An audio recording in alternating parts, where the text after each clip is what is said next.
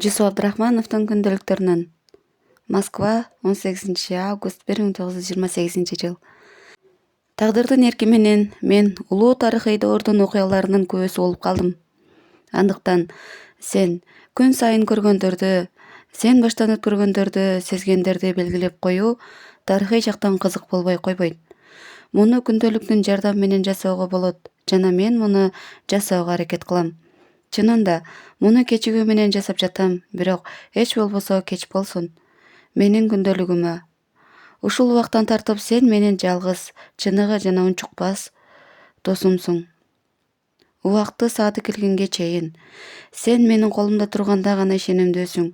Башка колдорго өтсөң, чыккынчыга да айланышың мүмкүн. Андай болушу да ыктымал. Ошентсе да мен сенден эчтекени жашырбаймын. Мен сага саясий ишмердин ойлорун жана баштан өткөргөндөрүн гана эмес, жөнөкөй катардагы адамдын да ойлорун айтып берем. Бир гана өкүнүчтүү жери сен угасың, бирок жооп бербейсиң. Эмне экен?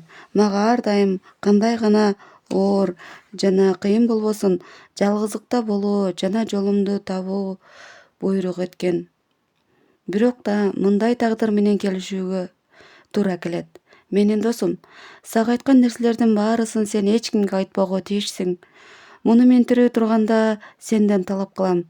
Качан мен жок болгонумда кимге кааласаң, кандай кааласаң айта бер. Ошентип менин ойлорумду, эмне болгонун жана эмне болорун тыңша. 19 август 1928 жыл. Бир аз баштан өткөндөр тууралуу. Ташкенттен Москвага жөнөдүм. Темир жол тармагы тууралуу маселе менен баратам. Маселенин оң жагына чечилерине ишенимдүү эмесмин. Бирок акыркы бар же жок деген чечим чыгуусуна жетишүү үчүн жөнөп жатам. Ошенткеним жакшы. МН. МН бул Мария Яковлевна Натансон. МНди узаттым. Вокзалда поезд күтүп отуруп, 1,5 сааттан ашуун аны менен сүйлөштүм. Көп маселелер боюнча, бирок көбүрөөк жеке жашоо тууралуу. Ал менин жашоомду мен чындап сүйгөн жана бекем достошкон жалгыз адам. Менде андан жашырган сыр болгон эмес жана болбойт дагы. Менин бардык аракетим, ойлорум жана максаттарым ага белгилүү. Себеби ага өзүм айтып берчүмүн жана айтып берем.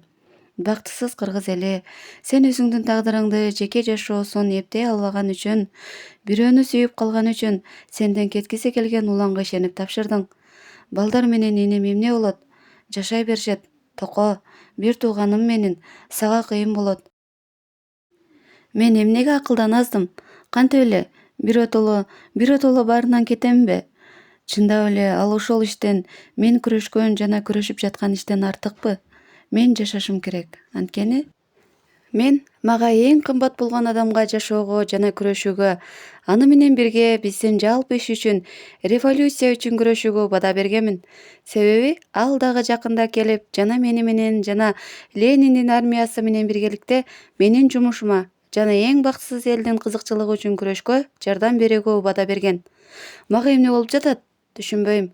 Көрүшкөнчө менин досум, эртең жаңы сүйлөшүүлөрдү баштайбыз.